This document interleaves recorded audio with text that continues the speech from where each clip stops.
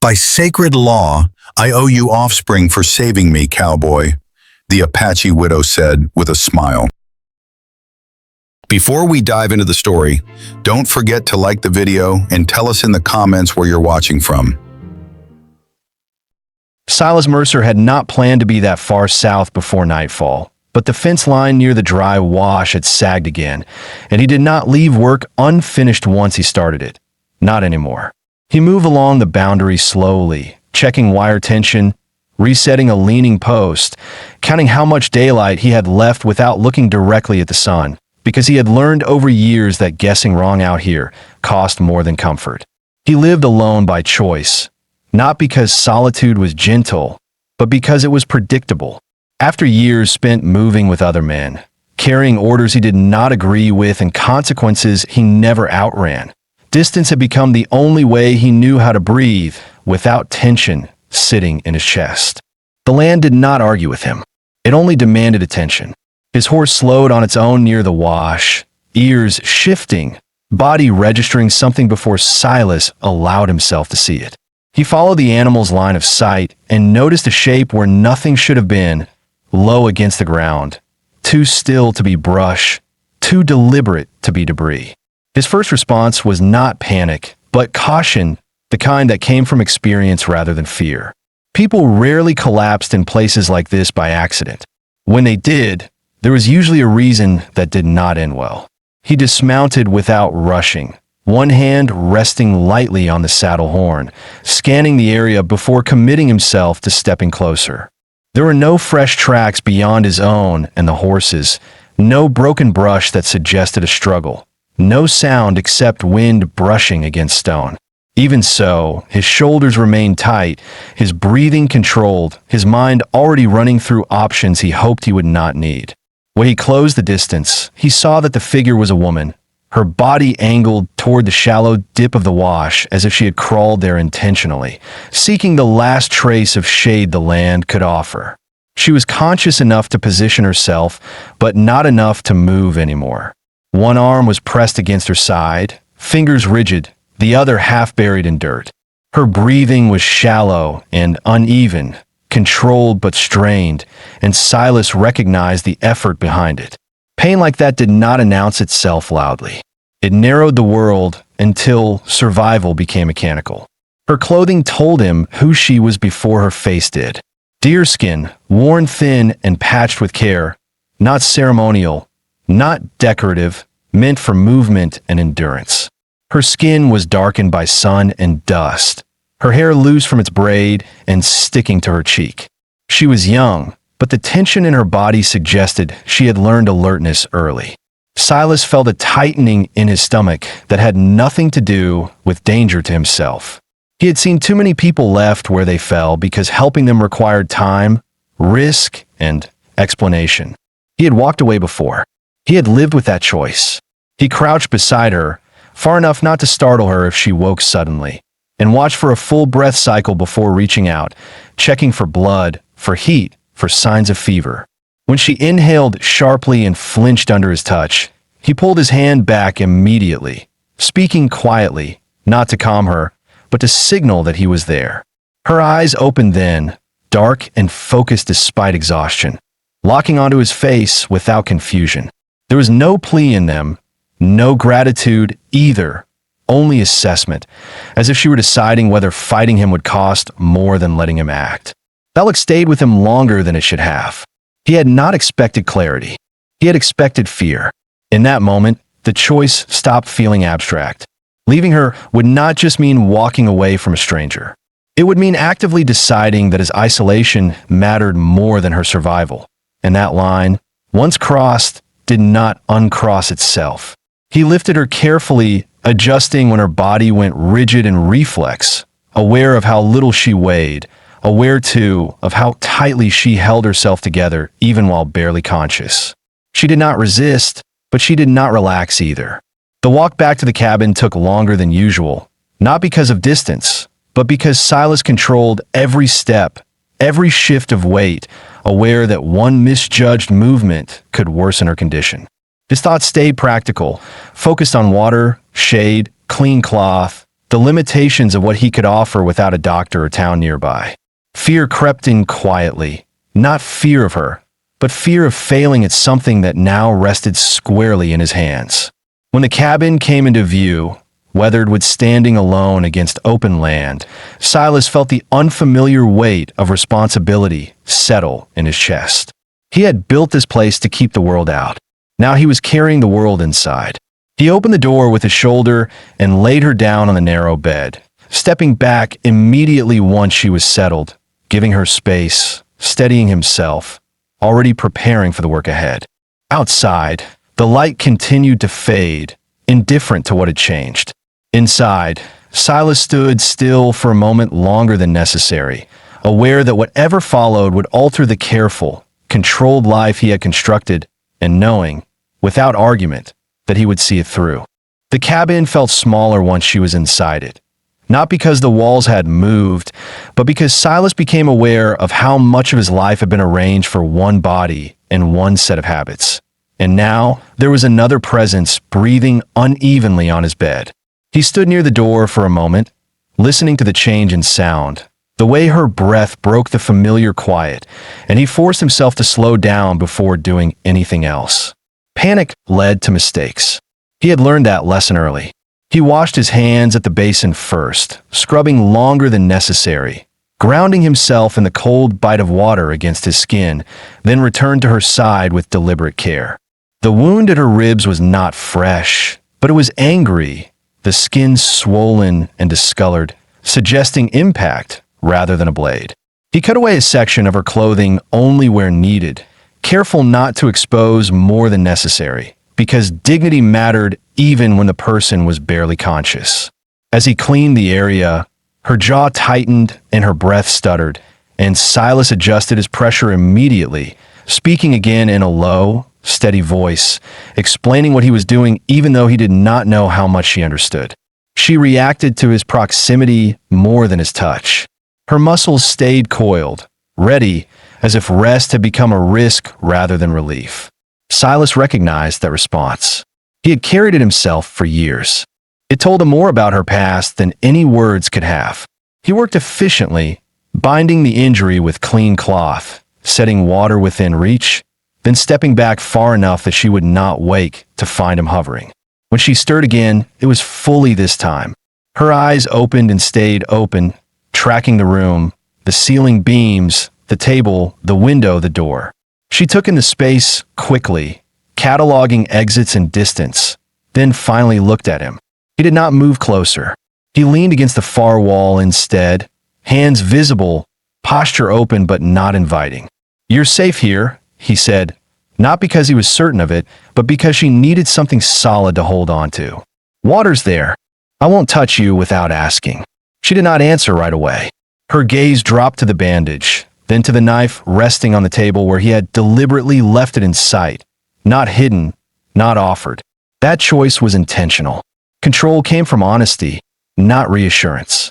After a long moment, she nodded once, a small movement that cost her effort. Silas turned away after that, giving her privacy while he tended to the fire and prepared food simple enough for a weak stomach. He kept his movements audible so she would never be surprised by where he was. Every decision he made carried the same question beneath it: how to help without imposing, how to stay without claiming. The balance was unfamiliar and demanding. As night settled in, the temperature dropped fast, and he placed an extra blanket near her without covering her himself. When she finally slept, it was light and guarded, but it was sleep. Silas did not sit beside her. He took the chair by the door instead, facing outward, rifle resting nearby, listening to the land and the rhythm of her breathing behind him. He understood then that this was no longer about a stranger in need. It was about responsibility taken without certainty, about choosing involvement when isolation would have been easier. The cabin held both of them now, and whatever followed would not be temporary. Morning entered the cabin without ceremony, pale light pushing through the window and settling across the floorboards, revealing details Silas usually ignored because they never changed: the worn edge of the table, the crack near the stove, the place where his boots always landed when he stood up. This time, the stillness felt different, weighted by awareness. He woke before she did, not from sound, but from the instinct that told him another person was breathing under his roof. He checked her condition before doing anything else, staying at a distance while watching the rise of her chest, the color returning slowly to her face, the way her hand no longer clenched the blanket as tightly as it had during the night. Relief came quietly, without satisfaction. He had not saved her yet. He had only kept her alive long enough to reach the next decision. Silas stepped outside to start the day as he always did, drawing water from the well, feeding the horse, scanning the horizon out of habit rather than expectation. His reason for being here had never changed. He worked this land because it required no allegiance, because survival here depended on attention, not obedience. After leaving organized patrol work years earlier, he had chosen this place specifically because it sat between routes, overlooked by towns and ignored by anyone looking for authority or comfort. The cabin was not a retreat. It was a boundary. When he returned inside, she was awake and sitting upright, her back against the wall, posture rigid but controlled. The blanket had been folded rather than pulled close, and her eyes followed him the moment he crossed the threshold. She had taken stock of the space while he was gone. He could tell by the way her gaze moved with purpose, not curiosity. He placed a tin cup of water on the table between them and stepped back again. She reached for it carefully, testing her balance before committing, and when the pain registered, she did not hide it, nor did she exaggerate it. That restraint told him more than any explanation could have. She drank slowly, never breaking eye contact for long, and when she spoke, her voice was quiet but steady. "My name is Nadie." Silas nodded once. Silas. Nothing more followed immediately. Names, he knew, carried weight. Offering one was not casual. He let the silence remain intact rather than filling it with reassurance that would sound thin even to himself. She spoke again after a pause, her English careful, structured, learned through necessity rather than choice. She told him she had been traveling alone, that the injury came from a fall made worse by exhaustion, that her husband was dead and had been for some time. She did not describe how or why. She stated it as fact, like weather or distance. When she mentioned that she had not expected to wake up, her expression did not change. Silas felt the familiar tightening in his chest, the pressure that came when responsibility expanded beyond what he could measure. He did not interrupt her. He did not look away either. Listening was part of the cost of staying. When she finished, she explained the law of her people as she understood it, not as ritual, but as structure. Survival, she said, was not accidental. If a man chose to save a widow, he accepted duty toward her future. The words were not framed as a request. They were offered so he would understand what she believed had been set in motion. Silas took longer to answer than she likely expected.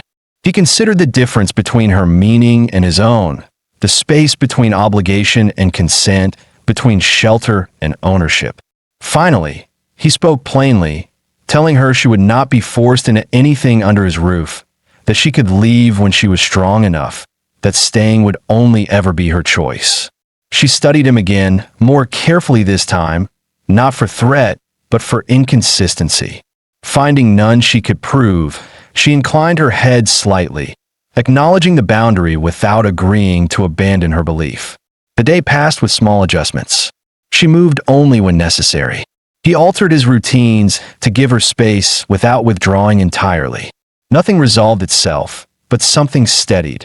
By evening, the cabin held two people who understood that their lives had intersected for reasons neither fully controlled, and that what came next would depend not on law or promise, but on what they chose to do when morning arrived again.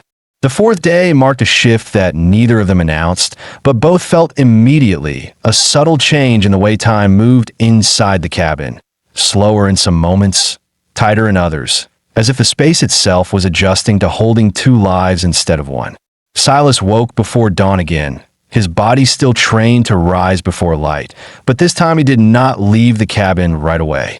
He sat on the edge of his chair, boots unlaced, listening, not for danger outside, but for movement behind him, for signs that Nadie was awake, in pain, or struggling alone.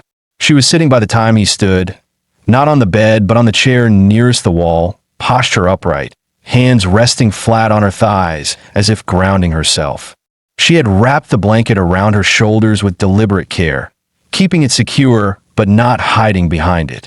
The wound at her ribs was clearly bothering her, visible in the controlled way she breathed, yet she did not lean or brace herself against anything. Silas recognized the effort in that choice. Pride and survival often share the same muscles. "You should stay seated," he said, not as an order, but as information. "Too much movement will slow the healing." She met his eyes without flinching. "Stillness weakens the body," she replied after a pause, her words measured. "Pain teaches where the limit is." Silas accepted that without argument. He had learned long ago that correcting someone else's survival logic rarely worked.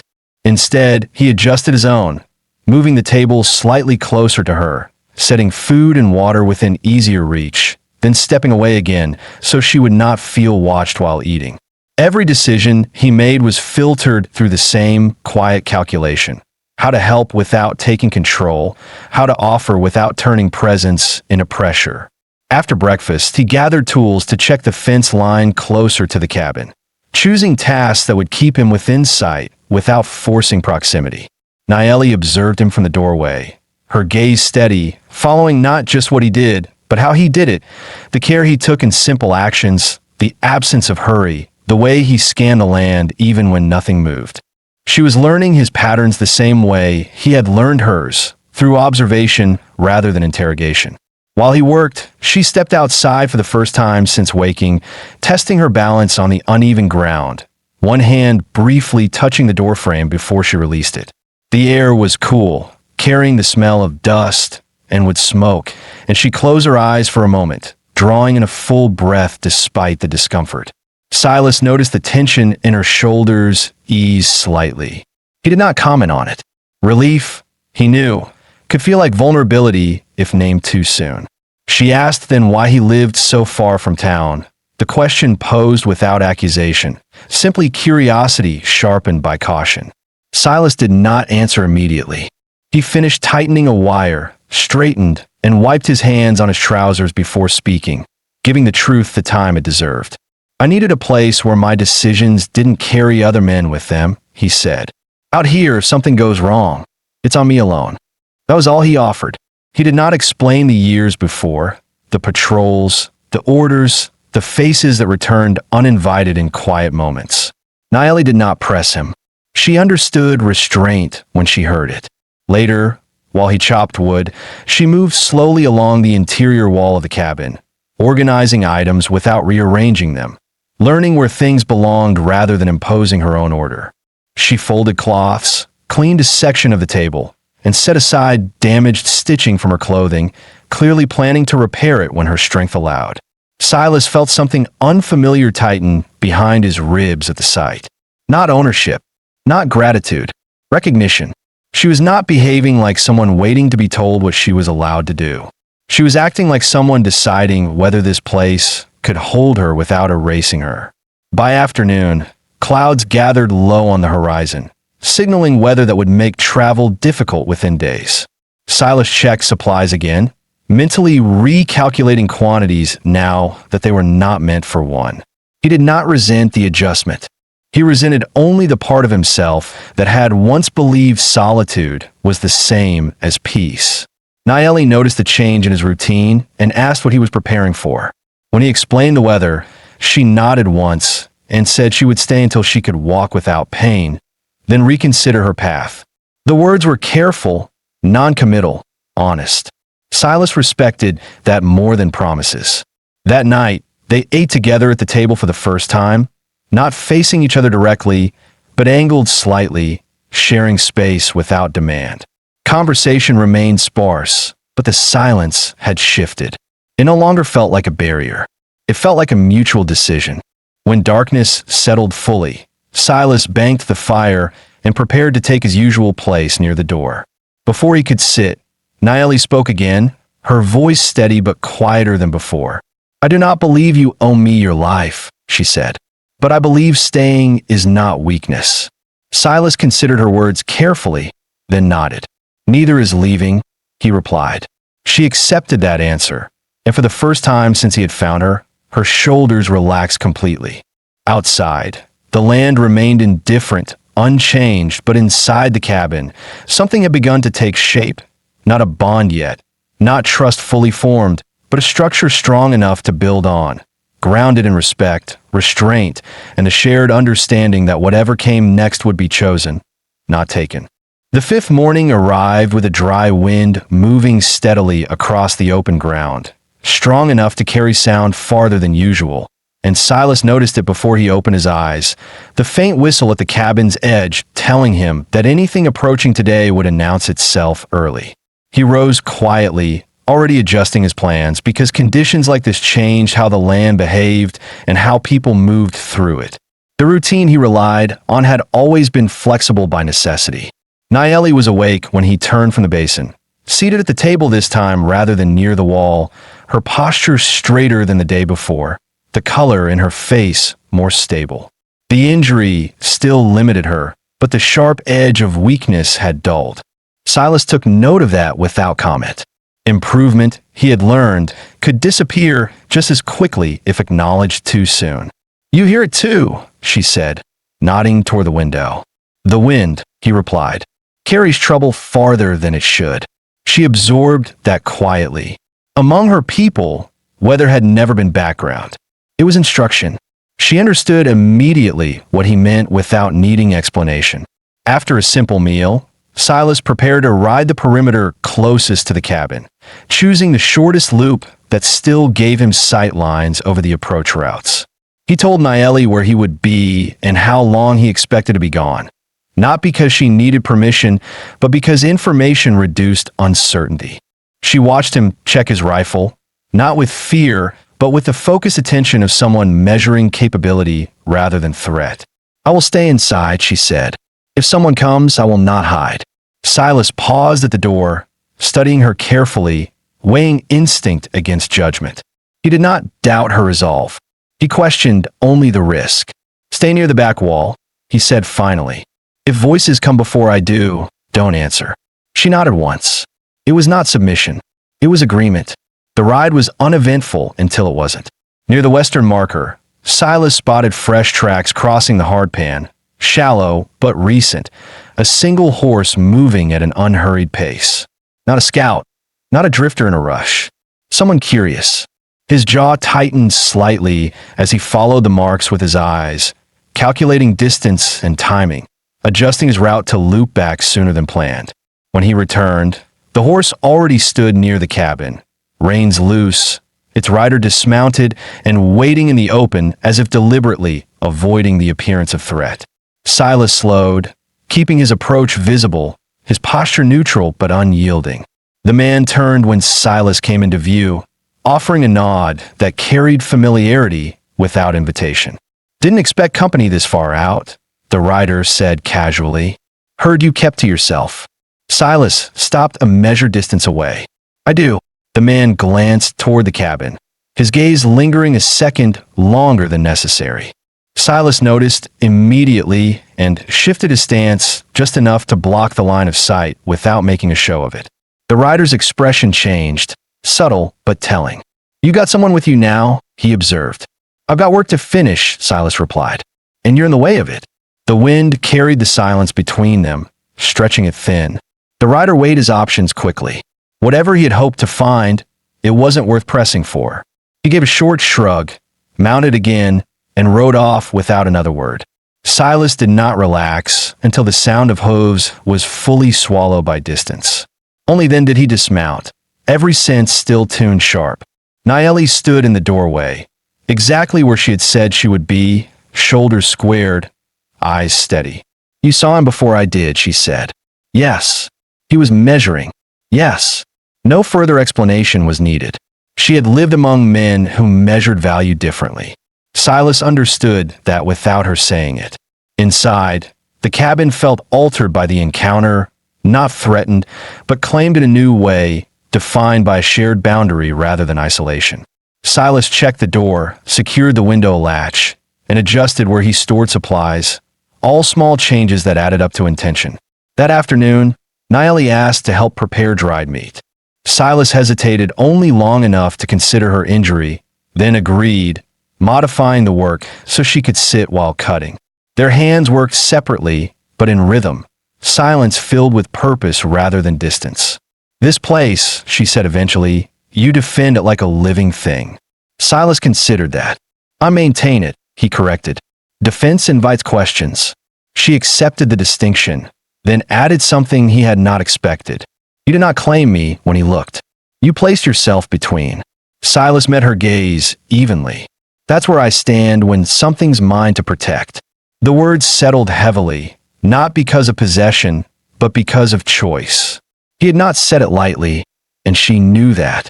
That evening, as the light faded and the wind eased, they shared a quiet meal, the tension of the day unwinding slowly. Nayeli's movements were more confident now, her presence less guarded.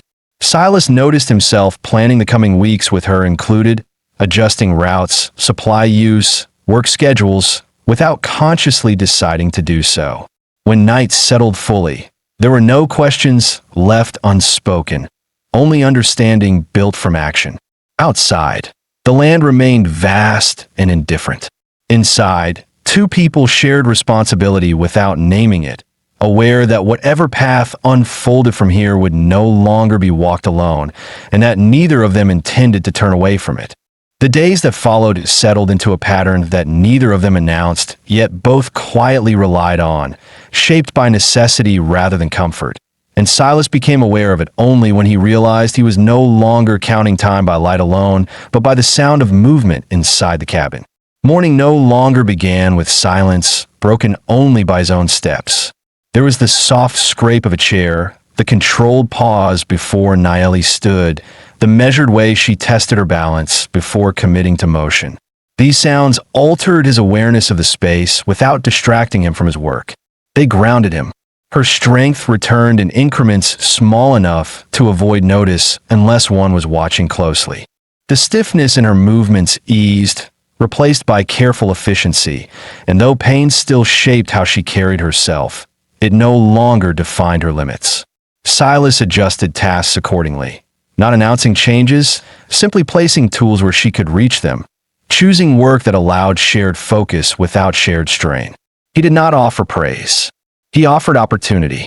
By midweek, she asked to walk the short distance to the water barrels herself.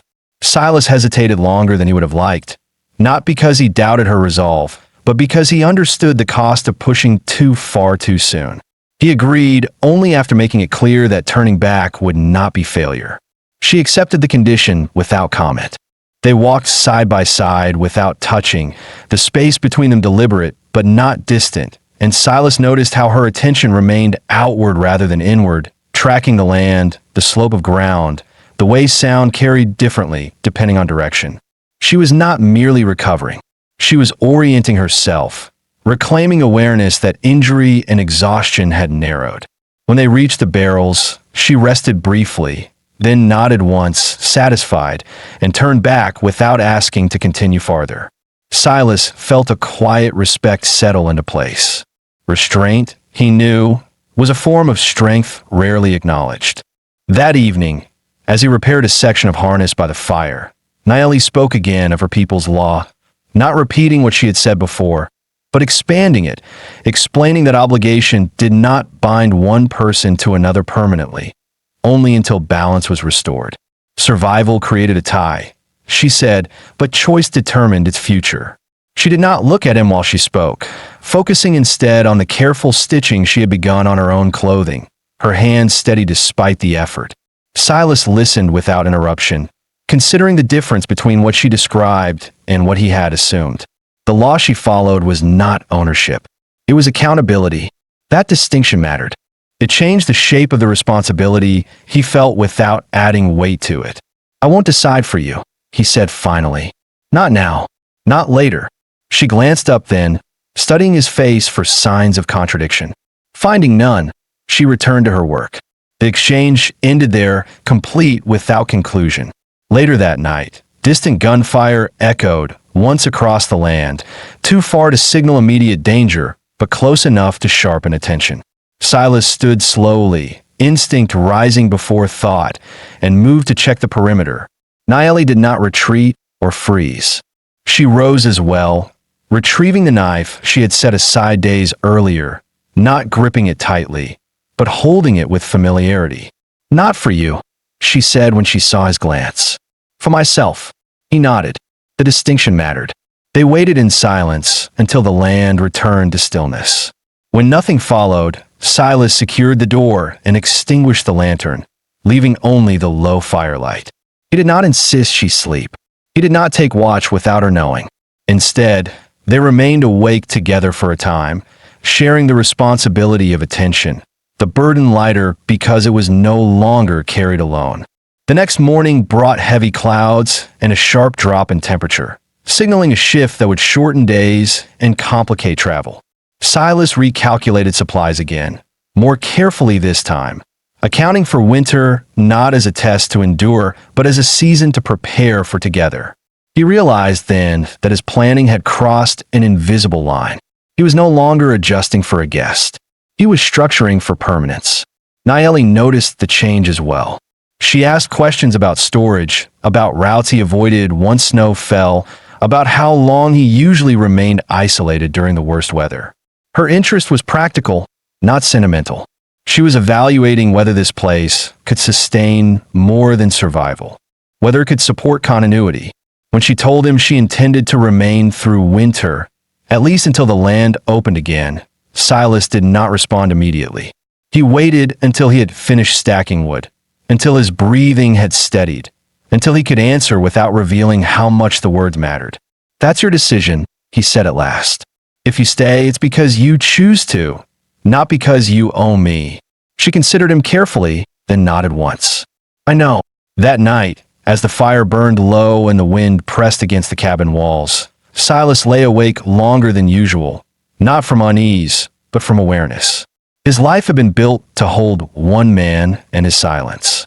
Now, it held two people who understood the cost of staying and accepted it without illusion. Whatever lay ahead would not be simple, but it would be honest. And for the first time in years, that felt like enough.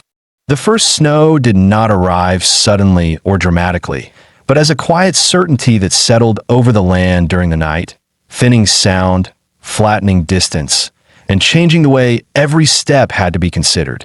Silas noticed it before dawn, when the cabin felt heavier, insulated not by warmth but by absence. And when he opened the door, the ground held a clean, pale layer that erased tracks and softened edges without forgiveness. Winter had not announced itself. It had simply arrived. This was the season he prepared for all year, not with optimism, but with discipline. Out here, winter did not test belief or courage. It tested attention. Mistakes accumulated faster when cold narrowed the margin for correction. Silas moved through the morning deliberately, checking the roofline for weakness, clearing snow from the entry, adjusting how the fire drew air. Each action was familiar, but this time he was aware of Nadie watching, not idly but with intent. She joined him outside once the light strengthened enough to move safely, her steps cautious but controlled, her injury no longer dictating her posture, only reminding her where not to rush. The cold did not intimidate her. It sharpened her. Silas noticed how her awareness shifted immediately, how she tracked wind direction, how she noted where snow gathered unevenly against rock and fence. She had lived through winters like this before, though not here, not alone, and not after everything she had lost. They worked without instruction. She gathered kindling where the wind had broken branches naturally. He reinforced the shelter around the water barrels. Their movements did not mirror each other, but they aligned, each task complementing the other without overlap or waste. This was not cooperation learned through conversation. It was recognition. By midday, clouds pressed low enough to darken the horizon, and Silas made a decision he had not planned to voice until later. He told her he would move supplies from the outer storage into the cabin that afternoon, compressing his routines, accepting inconvenience in exchange for safety. In earlier years, he had resisted that shift, seeing it as surrender to the season rather than adaptation. Now it felt like preparation shared rather than burden increased. Naeli listened, then asked where he kept items he hoped he would never need. The question caught him off guard, not because it was invasive, but because it revealed her understanding of survival beyond optimism. Silas showed her the locked chest beneath the floorboard, the extra ammunition, the preserved medicine he rarely touched. He did not explain the stories behind them. He did not need to. She treated the contents with respect rather than curiosity, closing the space carefully when they were finished. Later, as they sorted grain and reorganized food stores, she spoke of her husband for the first time without distance in her voice. She did not describe his death. She described how he prepared for winter, how he believed that storing well was an act of care rather than fear, how he trusted routine more than luck. Silas listened, absorbing not just the words, but the rhythm of grief that no longer demanded space to exist. She spoke because she chose to, not because silence had become unbearable. When she finished, she did not look at Silas for comfort. She returned to her work. The restraint deepened something between them that neither named. The storm arrived before nightfall, wind first, then snow thick enough to limit visibility to the length of the yard. Silas secured the cabin fully, adjusting his usual watch pattern, recognizing that movement outside would be inefficient and dangerous. For the first time since he had built the place, he accepted that remaining inside was not retreat. It was responsibility. As darkness settled, the cabin filled with a different kind of quiet, one shaped by containment rather than emptiness. Naeli prepared food while Silas tended the fire, their movements intersecting briefly and naturally, passing space without collision. When they sat down to eat, it was without ceremony, but the act felt deliberate. Shared meals during storms carried weight. They were acknowledgments. Afterward, Naeli stood by the window for a long moment, watching the snow move sideways, pressing against the glass as if testing it. When I was younger, she said, winter meant we stayed close. Stories were not for comfort. They were for memory. So we did not forget who we were. Silas considered that. I stopped telling mine, he admitted quietly. It was easier to leave them unfinished. She did not challenge that choice. She only said, stories do not disappear when they are not spoken. They wait. The fire burned low as the night deepened. Silas took his place near the door out of habit, then stopped, reconsidering. The storm outside made his old watch position symbolic rather than functional. Instead, he remained at the table, close enough to hear the wind change, close enough to respond if needed. Naeli noticed the shift and did not comment. Before sleeping, she asked a question that carried no demand, only clarity. If I remain here after winter ends, she said, will you expect me to leave? Silas did not answer immediately. He did not want to respond from relief or fear. He waited until the question settled properly. I won't expect anything from you, he said at last. But I won't pretend you're temporary either. She nodded slowly. The answer satisfied her not because it promised permanence, but because it refused to deny possibility.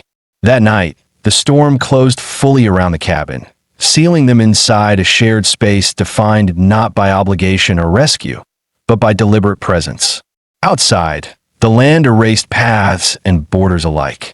Inside, two people accepted that whatever followed would be shaped not by law, not by survival alone, but by the quiet, ongoing choice to remain where they were. Winter did not loosen its grip quickly, but it did change character, shifting from force to endurance, and Silas understood that difference well enough to recognize when the worst had passed. The storms no longer arrived without warning. The cold remained, but it settled instead of attacking, allowing days to open in narrow, workable windows. On one such morning, he stepped outside and felt it immediately.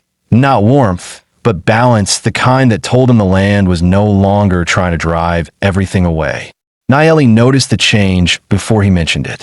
She stood at the edge of the porch, wrapped in her coat, watching the horizon with focused attention, reading signs that did not belong to this place but translated easily enough.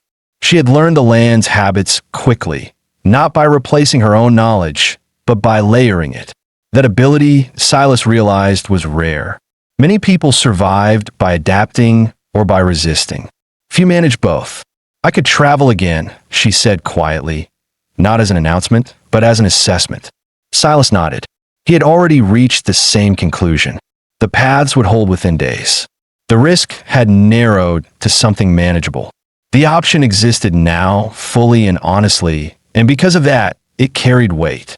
When survival stopped demanding stillness, choice became unavoidable. They did not speak about it immediately. The day required work. Snowmelt had weakened sections of the fence, and water runoff needed redirecting before it damaged the lower storage area. They moved through the tasks together, efficient, coordinated without instruction. Silas noticed how naturally she took responsibility for parts of the work that had once belonged only to him. Not because he had given permission, but because the space had made room for her decisions. As they worked, Silas became aware of something else, quieter and more difficult to measure. He was no longer guarding his routines from intrusion. He was adjusting them willingly. The realization did not bring panic, but it did bring clarity. He had built his life to be narrow because narrow things were easier to control. What he had now was broader, less predictable, and more demanding. It was also more stable than anything he remembered. That afternoon, Nayeli asked him to walk with her beyond the near ridge, farther than she had gone since arriving. Silas hesitated only long enough to check the sky and pack supplies. The request carried intention. This was not exercise or curiosity. It was a boundary being tested, not of land, but of future. The walk was slow, deliberate, the snow crunching underfoot where it had frozen overnight. Nayeli set the pace without comment, aware of her body, aware of his. They stopped when the ridge dropped away into a wide basin, empty and exposed, a place where paths converged and then vanished again. She stood there for a long time, eyes scanning distance, breathing steady. "This is where I would turn," she said eventually.